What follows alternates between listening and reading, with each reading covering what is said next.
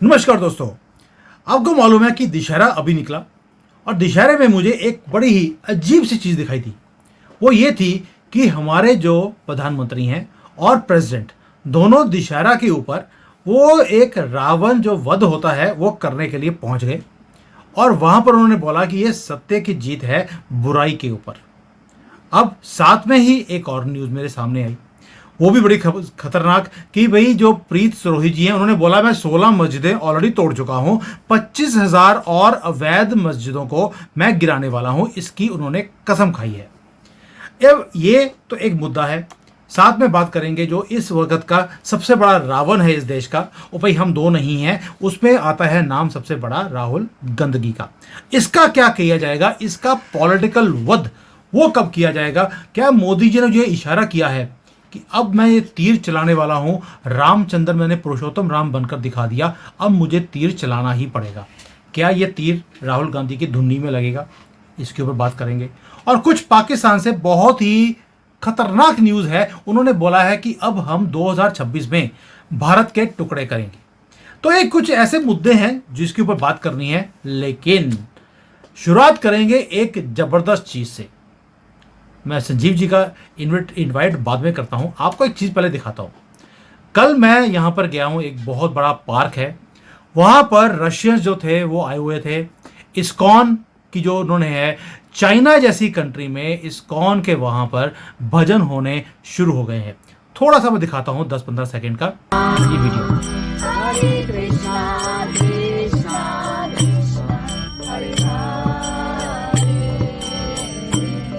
हरे राम हरे राम राम राम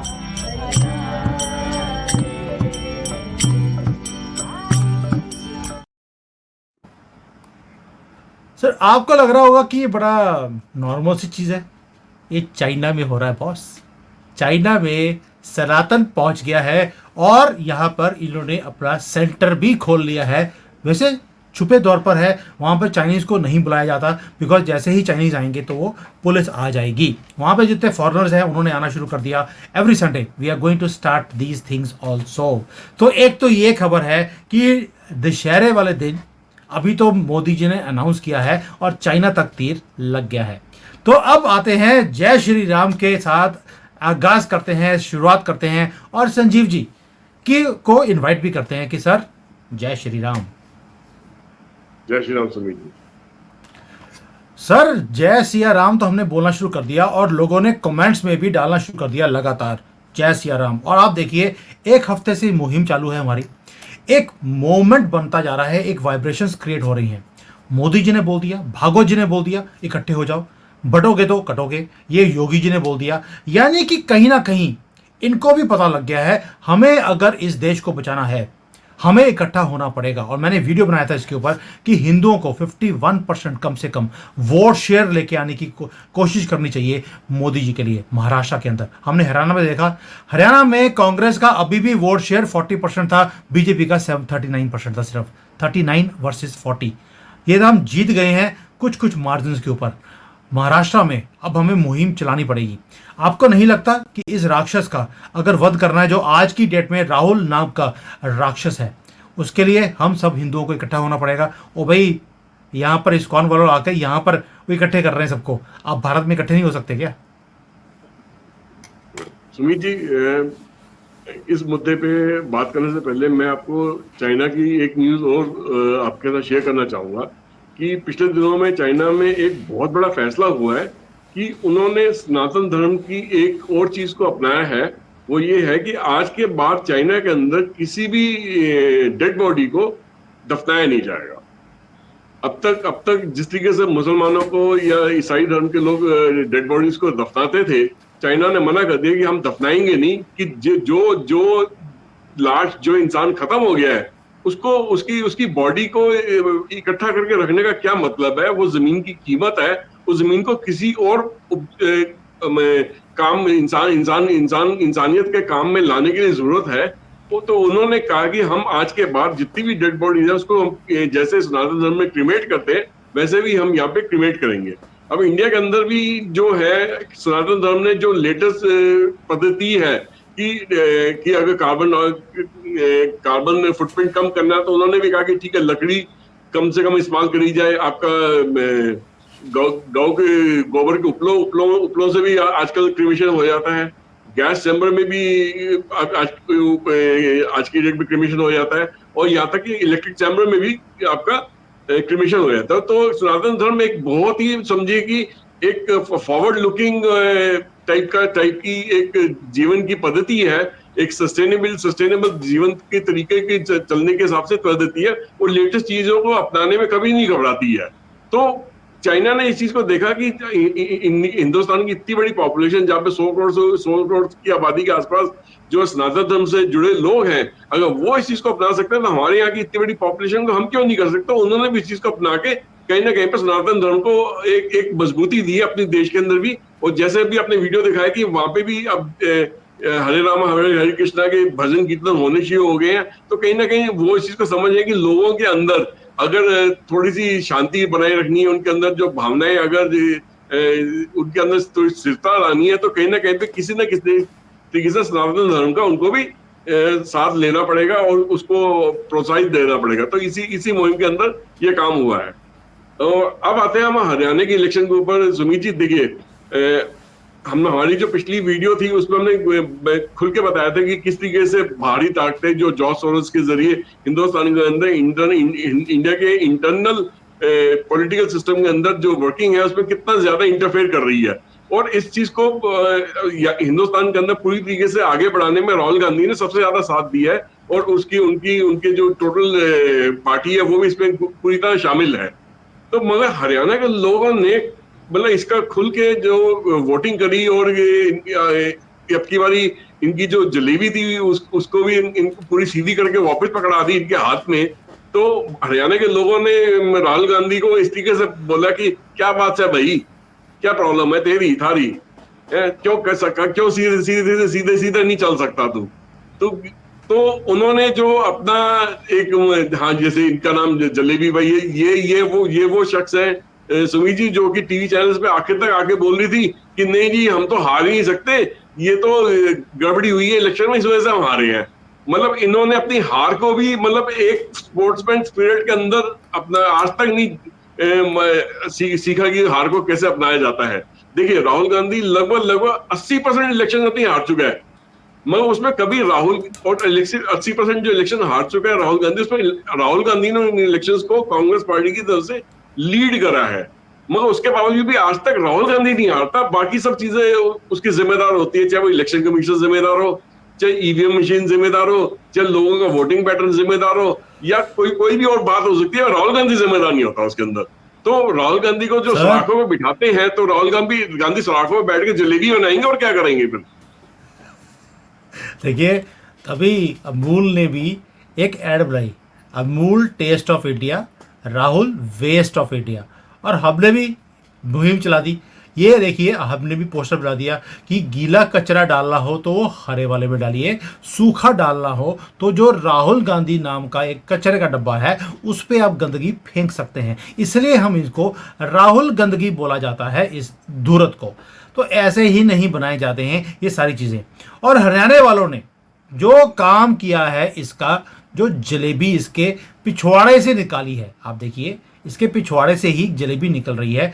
जलेबी भी इतनी निकाली कि ये अब चाशनी भरता हुआ आपको दिखाई देता है पूरे भारत में। ये चाशनी भर रहा है बोतलों में, जलेबी तो इसकी निकल ही चुकी है, जो इसको फॉलो करने वाले लोग खाएंगे। सर इसकी जो हालत है इतनी ज़्यादा अच्छी हो गई है अभी कि आपको सुनकर भी हैरानी होगी कि ये अब मौलवियों के पास जाता हुआ दिखाई दिया है, और उसने भी इसकी खोपड़ी पे हाथ रखकर एक ही चीज़ बोली कि भैया बंजर खोपड़ी में मैं रूहानी शक्ति अगर यूज़ करने की कोशिश भी करूँगा तो भी कुछ नहीं हो सकता। वो मौलवी जो था उसने ये हालत कर दी है, यानी कि एक गधा दूसरे गधे के सर को पकड़कर ये बोल रहा है कि मैं तेरा क्या करूँ। तो आप सोच के देखिए हरियाणा वालों ने जो इसकी जलेबी और जलेबी के साथ चाशनी इसके आगे से और जलेबी इसके पीछे से जैसे निकाली है, और इन्होंने खुद ही बांटकर खुद ही खा ली, तो आप सोच सकते हैं कि इसका हालत क्या है। इसलिए इसे जो ये अमूल की तरफ से गिफ्ट दिया है वेस्ट ऑफ इंडिया, ये ऐसे ही नहीं दिया गया। सर ये राक्षस बन चुका है हमारे देश के लिए। और राक्षस क्यों बोल रहा हूँ, राक्षस हमेशा आपको देखा होगा कि आपने कभी रामायण महाभारत के अगर सीरियल भी देखे हैं, उसमें वो जो राक्षस होता है वो हमेशा आपको पंडित बन के आपके सामने आता है, बाद में पता लगता है कि ये तो राक्षस था। अब आप देखिए पूरे 75 साल ये लोग सिर्फ जाली वाली टोपी, जो बंदर वाली टोपी होती है, वो डालकर ये हमें मूर्ख बनाते रहे सबको। और अब इन्होंने विभूति लगाकर सामने आकर हमें ये पंडित बनकर दिखा रहे हैं कि हम तो पंडित थे, और जनेऊ भी कुर्ते के ऊपर लगाते हैं। सर ये राक्षसों वाला काम ये इन्होंने करना शुरू कर दिया। क्या इस राक्षस का अब पॉलिटिकल वध नहीं होना चाहिए? और जो इन्होंने अभी हाई कोर्ट में पेटिशन लगाई है इसकी नागरिकता के ऊपर, हमारे बड़े पुराने दोस्त हैं सुब्रमण्यम स्वामी, उनकी तरफ से, क्या इसका पॉलिटिकल वध नहीं होगा या होना नहीं चाहिए? सुमित जी, पॉलिटिकल वध तो की शुरुआत तो हो चुकी। सबसे पहला पॉलिटिकल वध तो तब हुआ जब ये हरियाणा की इलेक्शन हारे, ठीक है ना। उसने कम से कम इनको राहुल गांधी को कुछ दिनों के लिए सीन से गायब कर दिया। आपको तब से लेके अब तक नजर नहीं आए, अब कहाँ छुपे हैं ये ढूंढना पड़ेगा। कि वो गाना मुझे याद आ रहा है, तुम छुपे हो कहाँ, जो बहुत पुराना एक हिंदी फिल्म का गाना था, वो शायद मुझे याद आ रहा है, तो शायद ये आवाज दे दे मैं यहाँ। तो और दूसरी चीज कि इनके जो इंडिया अलायंस के जितने भी नेता हैं, उन्होंने भी राहुल गांधी को एक एक करके खदेड़ा है कि तुम भाई साहब ये क्या कर रहे हो, तुम इस तरीके की राजनीति करोगे तो भैया हमारा क्या होगा, ये जो राजनीति का तुम्हारा स्टाइल है ये तुम्हारा ठीक नहीं है। तीसरी चीज, अब दिल्ली के अंदर जो बांसुरी स्वराज है, उन्होंने एक चुटकी ले ली इनके साथ में। उन्होंने अपनी तरफ से न्यूज चैनल्स के साथ बात करते करते बोल दिया कि क्या इंडिया अलायंस लोगों को अब लगता नहीं है कि जो प्रतिपक्ष का जो नेता होता है, जो लीडर ऑफ ऑपोजिशन होता है, उसका काम करने का तरीका थोड़ा सा सहज होना चाहिए, थोड़ा सा तमीज वाला होना चाहिए, तहजीब वाला होना चाहिए। राहुल गांधी उन चीज को जब रिप्रेजेंट नहीं करता, पार्लियामेंट में भी ऐसे दादागिरी करके दिखाता है कि जैसे वो शायद वो बहुत बड़ा दादा है, बहुत बड़ा डॉन है, इस तरीके से बिहेव करता है। तो क्या टाइम नहीं आ गया कि आपको एक बेटर लीडर ऑफ ऑपोजिशन चुनना चाहिए जिससे आपकी पार्लियामेंट की गरिमा बनी रहे? तो देखिए 3-4 जगह से कील तो ठोक दी गई है, अब कौन सी कील का किस जगह जाके वो असर होगा, कौन सी कील ज्यादा चुभेगी, उस हिसाब से आने वाले दिनों में उसकी दिशा तय होगी। पर एक बात पक्की है, राहुल गांधी इस वक्त बिल में छुपे हुए हैं और उनको बाहर निकलना बहुत जरूरी है। आके सामने बोले तो सही, कहा कि क्या गलती हुई है, अपनी पार्टी के बारे से समीक्षा तो करें। जलेबी तलते तलते जलेबी सीधी कहाँ होगी, जलेबी में से मिठास कहाँ गायब हो गई? वो ढोल वालों को क्यों वापस भेज दिया भाई साहब आपने? बजाने देते ना, है उनका पैसा तक नहीं दिया। हरियाणा वालों ने इनका ढोल बजा दिया है। वो टनों के हिसाब से जो जलेबी बनाने का ऑर्डर दिया था, वो भाई साहब कहाँ गया? उसका रॉ मटेरियल कहाँ फेंक दिया? किस नदी में जाकर फेंका बताओ तो किसी गरीबों को बांट दिया जाए, उनके काम आ जाए। तो ये तो तमाशा तो इन्होंने खूब करा है। और सबसे बड़ी बेवकूफी सुमित जी, इनके पार्टी के लीडर्स कैसे हैं हरियाणा के अंदर कि अभी इलेक्शन काउंटिंग 1 घंटा नहीं हुआ और वो पटाखे फोड़ रहे हैं और प्रेस कॉन्फ्रेंस कर रहे हैं, लो जी हम तो जीत गए, हम तो 72-80 सीट तक पहुंच जाएंगे। और पीछे तो लोग बोल रहे हैं भाई साहब रुको, आंकड़े बड़ी तेजी से चेंज हो रहे हैं, रुक जाओ, अभी स्टेटमेंट मत दो। तो कौन सा लीडर ऐसा होता है सुमित जी जो 1 घंटे के बाद जाके अपनी विक्ट्री डिक्लेयर करता है काउंटिंग होने के? सर मैं जो बोल रहा हूं कि ये राक्षस है, राक्षस इसलिए इसकी शक्ल देखिए आप। और इसने अभी विभाजन करने के लिए भारत का पूरा प्लान बना लिया है, हिंदुओं को डिवाइड कर दिया और डिवाइड करने के बाद बोलता है कि मैं तो आपका मसीहा हूं।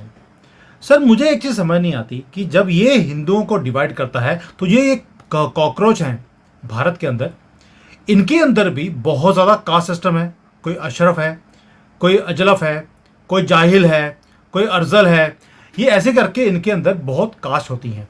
मैं भी इनकी पूरी इन्वेस्टिगेशन कर रहा हूँ, पता लगा है कि भारत ही एक इकलौता कंट्री है पूरे देश, पूरे दुनिया में जिसमें 72 तरह की कॉकरोचों की किस्में पाई जाती हैं।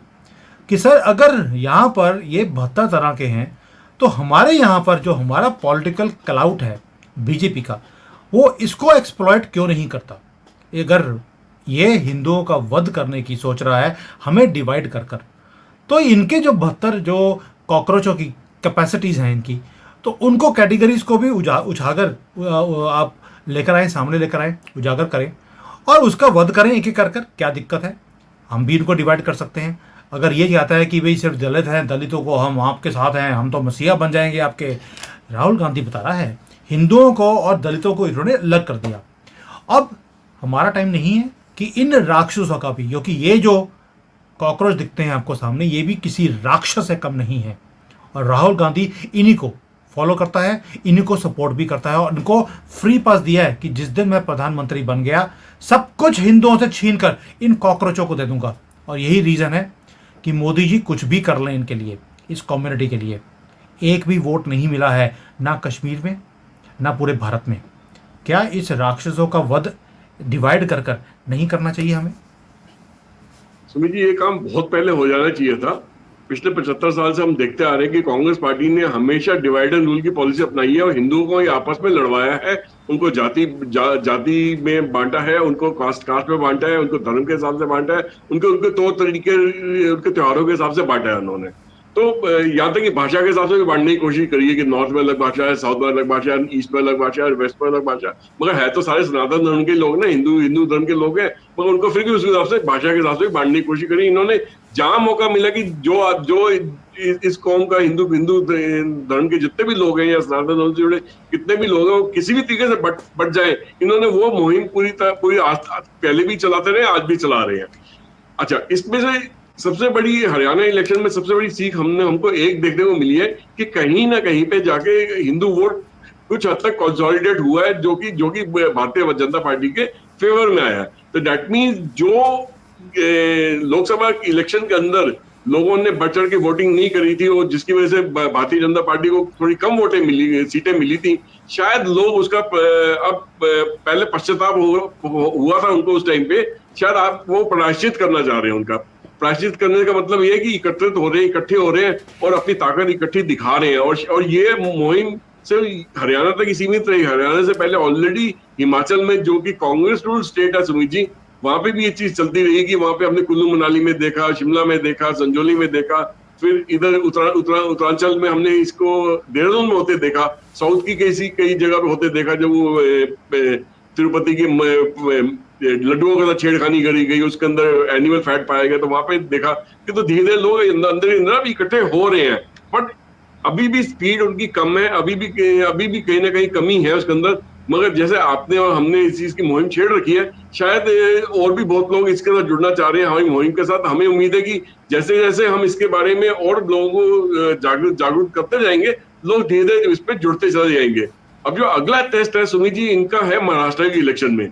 अगर यहाँ पे हिंदू वोट कंसोलिडेट हो गया तो बीजेपी, शिवसेना और की जो गठबंधन है उसको कोई भी हरा नहीं सकता। मगर अगर किसी भी वजह से यहाँ पे हिंदू वोट बट के रह गया, सनातन धर्म के लोगों से जुड़े लोगों का वोट बट के रह गया, वो तो शायद अब की बारी बीजेपी का फिर से वापस आना आसान नहीं रहेगा, शायद मुश्किल हो जाएगा, शायद ना भी आ पाए, हार भी जाए।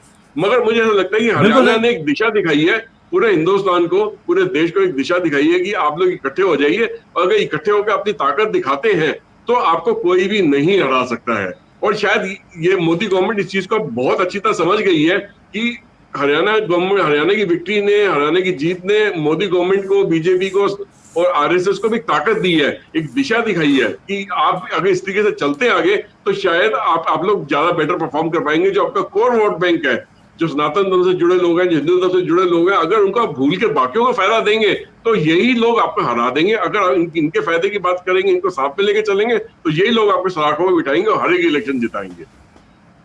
बिल्कुल ठीक बात है। लेकिन सर मुझे लगता है कि हिंदुओं को थोड़ी सी एक दो पिक्चर्स दिखाता हूँ मैं आपको।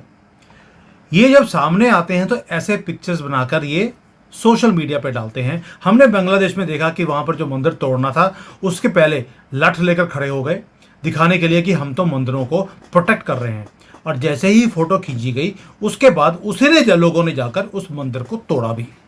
अब आप देखिए, कश्मीर हो, भारत हो, आपको हमेशा ये ऐसी पिक्चर्स दिखाई जाती हैं। हिंदू बड़े ही पागलों की तरह ये फंस जाते हैं चीज़ों में, लेकिन असलियत इनकी ये है उसी की एक्चुअल फोटो। एक हाथ में कुरान है तो दूसरे में बंदूकें हैं, ऑटोमेटिक राइफल्स हैं, जो अमेरिकन छोड़ गए थे जानबूझकर अफगानिस्तान में तालिबान वालों के पास।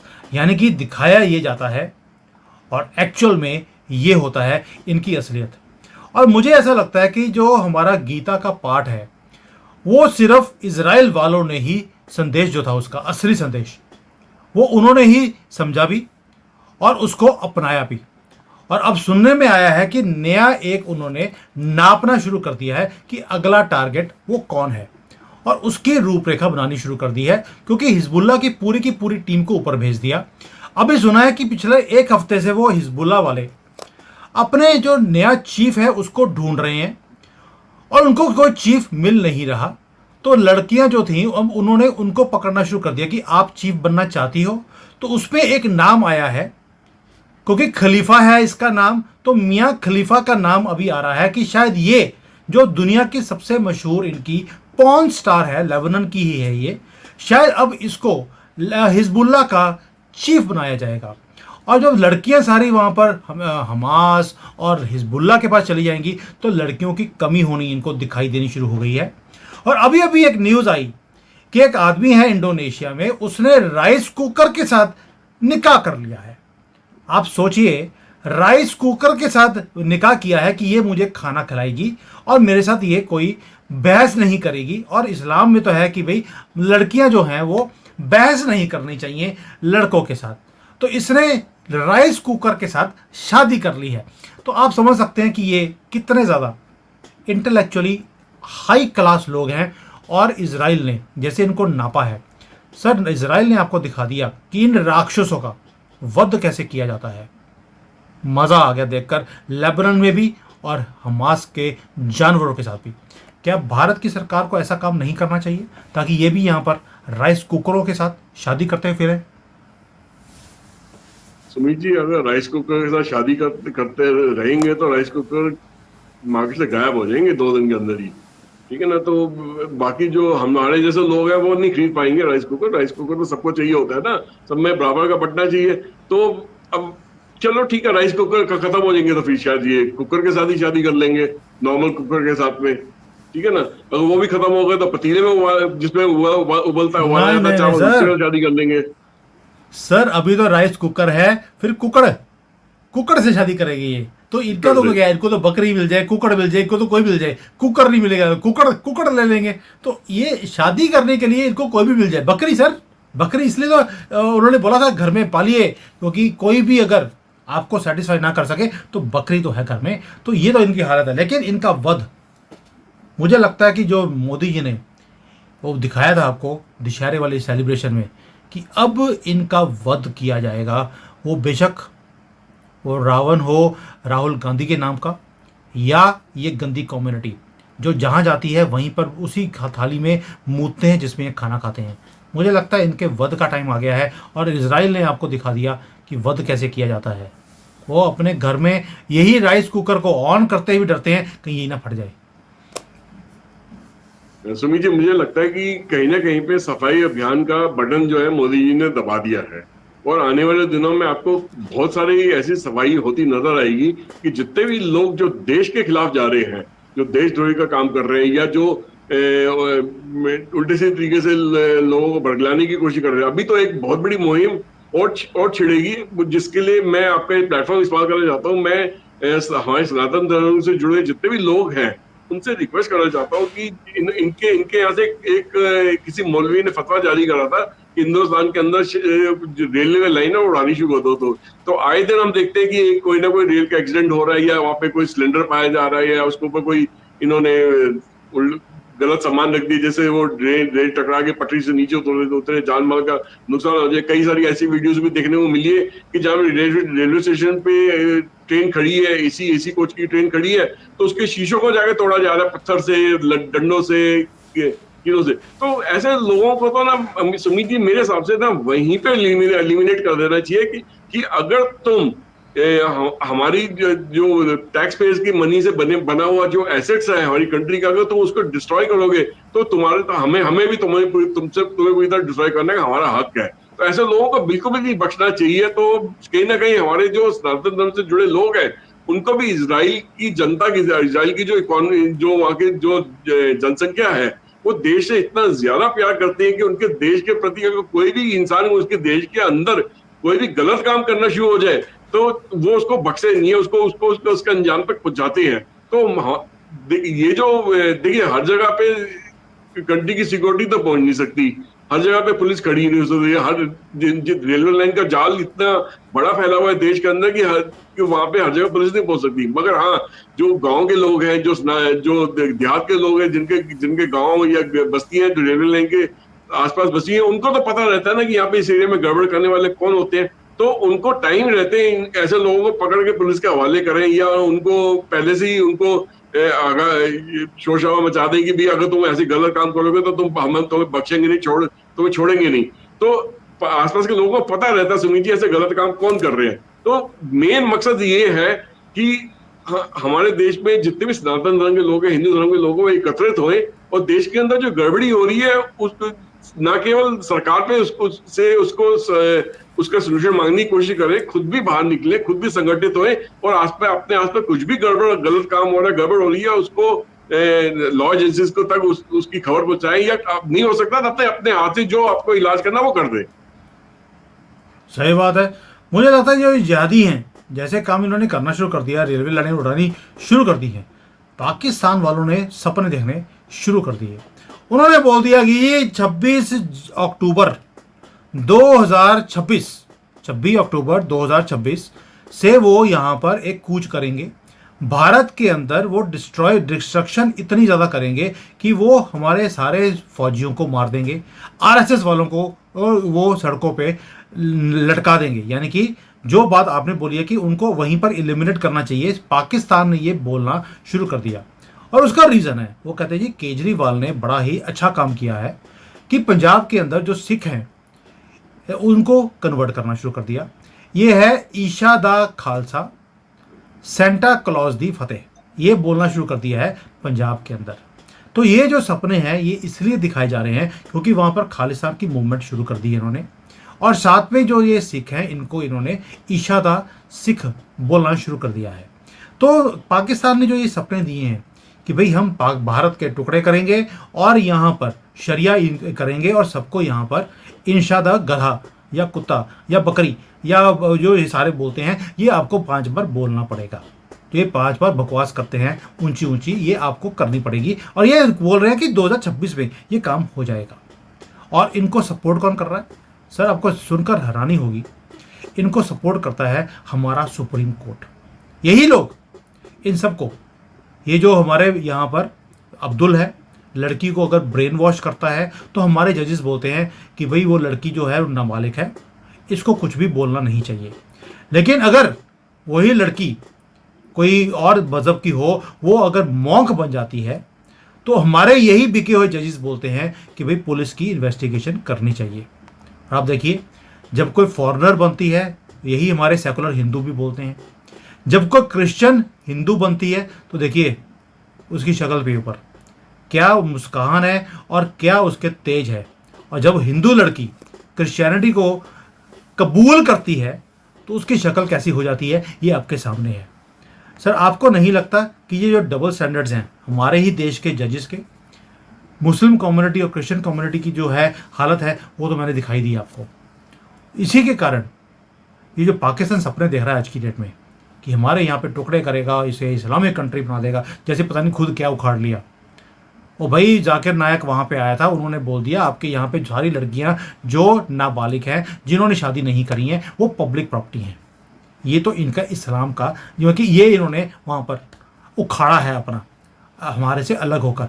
आपको नहीं लगता ये सारा कुछ इनको सपने दिखाने के लिए मजबूर कर रहा है पाकिस्तान को कि हमारे टुकड़े करेंगे, हमें यहाँ पर इस्लामिक कंट्री बनाएंगे? क्योंकि उनको पता है कि अपोजिशन और हमारे बिके हुए जजेस सब उन्हीं की भाषा बोलते हैं। सुमित जी देखिए, जाकिर नायक को तो पाकिस्तान में स्टेट की तरफ से इनवाइट करा गया और स्टेट की तरफ से ऑनर दिया गया, और मगर आज पाकिस्तानी खुद ही पछता रहे हैं उसको बुला के। उन्होंने सेल्फ गोल कर लिया, अपने पैर पे खुद ही कुल्हाड़ी मार ली। उनकी सोसाइटी के अंदर जो वो मुसलमानों को एकत्रित करने की कोशिश कर रहे थे, उनको आज समझ आई कि बहुत सारे ऐसे लोग हैं जो इस्लाम को मानना ही नहीं चाहते आज की डेट में, उनको दकियानूसी किताब को मानना ही नहीं चाहते आज की डेट में। वो चाहे किसी और धर्म को माने ना माने, कम से कम इस्लाम को नहीं मानना चाहते वो। तो वो एक बहुत बड़ा फेलियर रहा। आज वो खुद चाहते हैं कि जाकिर नायक उनकी कंट्री छोड़ के वहां से चला जाए। दूसरी चीज, 2026 में जो पाकिस्तान ख्वाब देख रहा है कि भैया कि हिंदुस्तान पे कब्जा करेगा, यहाँ पे उसके टुकड़े करवाएगा, तो मैं इसके लिए एक ही बात कह सकता हूँ कि दिल बहाने के लिए ख्याल ही काफी है।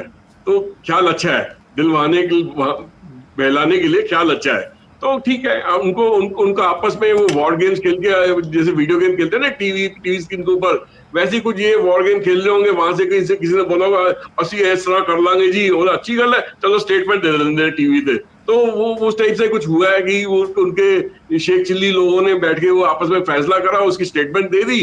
तो मुझे ऐसा लगता है सुमीत जी कि उससे पहले हो सकता है उनके खुद के एक से ज्यादा टुकड़े हो चुके होंगे। 2026 तक तो पहुंचते पाकिस्तान नाम की पंछी शायद आधे से कम साइज का रह जाएगा। ठीक है ना। वैसे भी उसकी पाकिस्तान की अगर देखो तो वो एक बैठा हुआ कुत्ते की तरह उसकी शक्ल नजर आती है कि जो नीचे की तरफ जो समुद्र की तरफ जो इलाका है, जैसे कुत्ते का पैर है, वो ऊपर का हिस्सा जो उसका सर है वो कुत्ते के मुंह जैसा बना हुआ है। तो वो हमेशा भी इसी तरीके से बोलता है कि जो बोटी डालता है उसके लिए काम कर लेता है, कि हिज मास्टर्स वॉइस की तरह काम करना शुरू कर देता है। तो वो तो वैसे ही है। तो शायद वो कहीं उस कुत्ते के कई सारे टुकड़े हो जाने अब आने वाले दिनों में, क्योंकि वो वफादार नहीं रहा कुत्ता वो। ठीक है ना। जैसे नवाज शरीफ नहीं रहा, जिस तरीके से नवाज शरीफ नहीं रहा, वैसे ही वो पाकिस्तान में वफादार कुत्ता नहीं रहा। बिल्कुल सही कह रहे हैं। ना नवाज जो था, ना वो शरीफ कभी था, और ना पाकिस्तान कभी भी वफादार था किसी का भी। जो भी बोटी फेंकता है उसी का वो वफादार होता है। सर मुझे लगता है कि जो ये मुस्लिम कम्युनिटी है, इसका जो बहिष्कार है बड़ा ही इजी है। जब हम इनका बहिष्कार करते हैं, यानी कि भारत ने इनका बहिष्कार किया, 200% तो हमने टैक्स लगा दिया। अगर कुछ भी चीज़ पाकिस्तान से इंपोर्ट होगी, इनकी रीढ़ की हड्डी तोड़ के रख दी, तभी आज वो भिखारी है पूरे दुनिया में। और हमारे ऊपर यहाँ पर भी कुछ भी करने से पहले 10 बार डरता है। भारत के अंदर भी जिस दिन हिंदू जो हैं, जैसे हिमाचल में शुरू किया, हम सनातनी हैं लिखना शुरू कर दिया, और अगर वो सभी अपनी दुकानों के बाहर ये फ़ोटो लगानी शुरू कर दें, मुसलमान जो है बाकी सबकी फ़ोटो लगा लेगा आपको बेवकूफ़ बनाने के लिए, ये फ़ोटो नहीं लगाएगा। जिस दिन आप अपनी दुकानों के बाहर ये फ़ोटो लगानी शुरू कर देंगे, उसके दिन आपको पता लग जाएगा कि इंसानों की दुकानें कौन सी हैं और इन कॉकरोचों की वो दुकानें कौन सी हैं। इनका जैसे ही बहिष्कार होगा, इनकी रीढ़ की हड्डी वैसे ही टूट जाएगी जैसे कि पाकिस्तान की टूटी है। और दोस्तों ये इसलिए बता रहा हूँ क्योंकि अब कभी भी देखेंगे अमर अकबर एंथनी, आपको एक चीज़ समझ आएगी कि वो अमर हो, वो अकबर हो, वो एंथनी हो, तीनों को बाप जो है वो हमेशा किशन लाल ही था। तो ये जो है, ये चीज़ जब तक इनको समझाने के लिए एक ही चीज़ करनी पड़ेगी आपको। एक, इनकी असलियत कि हिंदू लड़की जब क्रिश्चियन बनती है तो उसकी शक्ल कैसी होती है, और दूसरा, जब इनका बहिष्कार करेंगे तो इनको याद आएगी कि इनका असली बाप वो किशन लाल ही था, जो उसके बाद ये इनको अकल इनकी टिकाने आएगी। जब तक आप ये काम नहीं करेंगे तब तक हमें ही इनके तलवे चाटने पड़ेंगे। जैसे 75 साल कांग्रेस के सामने, मातेश्वरी के सामने कांग्रेसी जैसे उनके पैरों को चूमते हैं, वैसे ही हमें भी करना पड़ा। लेकिन अब हमारी आंखें खुल जानी चाहिए। ये धुरत, ये सारे चोर चक्के जो ये आते हैं हमारे सामने ये दिखाने के लिए कि हम करप्शन के अगेंस्ट ये काम करेंगे। युवराज आता है कि मैं तो यहाँ पर शांति का पाठ पढ़ाने आया हूँ, लेकिन साथ में बोल देता है कि हिंदुओं को मैं ख़त्म कर दूंगा। जब तक हम इनका मुंह काला नहीं करेंगे, इन सारे, इनका भी, लीडर्स का भी, और साथ में जिनको ये सपोर्ट करते हैं, यही इस्लामिक रेडिकलाइज्ड लोगों का, तब तक हम अपने देश को नहीं बचा सकते। अभी महाराष्ट्र के इलेक्शंस शायद नवंबर में अनाउंस हो गए हैं कि नवंबर से इलेक्शंस वहाँ पर आने वाले हैं। ये टाइम है इकट्ठे होने का, अगर इस देश को बचाना है। आप सोच के देखिए, इस देश में मनमोहन सिंह इतने बड़े अर्थशास्त्री थे जिनको बोलना आता था, लेकिन पता सब कुछ था लेकिन बोलना नहीं आता था। और राहुल गांधी है जिसे बोलना भी नहीं आता और पता भी कुछ नहीं है। ये हालत है हमारे लीडर्स की, जिनको ये प्रोजेक्ट कर रहे हैं वर्ल्ड लीडर्स। और एक तरफ है कि ये टाइम है दशहरे का, दिवाली आने वाली है। मोदी जी ने दिखा दिया कि मैं इन सारे राक्षसों का वध करने वाला हूँ। मस्जिदों को तोड़ने की, जो अवैध मस्जिदें यहाँ पे पूरे भारत में लाखों की तादाद में हैं, उन्हें एक एक कर तोड़ा जाएगा। और हम जैसे इन्होंने हमारे मंदिर हमारी आंखों के सामने तोड़े, अब ये देखेंगे अपने मंदिर टूटते हुए। चाइना का मैंने आपको दिखा दिया। चाइना में जो इम्पॉसिबल काम था वो होना शुरू हो गया है यहाँ पर, कि यहाँ पर सनातन पहुँच गया है, कीर्तन शुरू हो गए हैं और लोगों की वाइब्रेशंस यहाँ की जो हैं हमारे रामा कृष्णा की, वो यहाँ पर स्प्रेड होनी शुरू हो गई।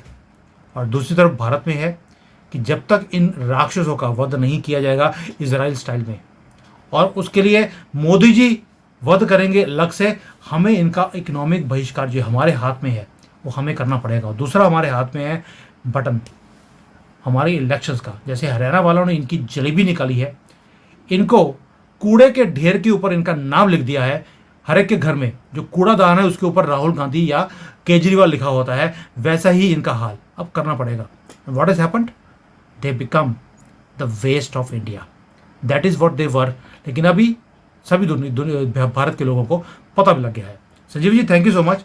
आज ये मुद्दे बहुत इंपॉर्टेंट थे जो बड़े मज़ेदार तरीके से आपने इनको कवर किया है, and I am very happy कि हमने ये किया। और एंड में जो वीडियो मैंने पहले शुरू में दिखाई थी आपको, जो यहाँ पर कीर्तन हो रहा है, I just add it in the end so that you can enjoy that also.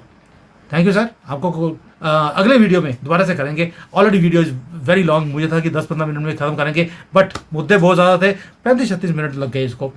अगली बार मिलेंगे। थैंक यू, जय Hind and Vande Mataram. Vande Mataram. Hare Krishna, Krishna Krishna, Hare Hare, Hare Rama.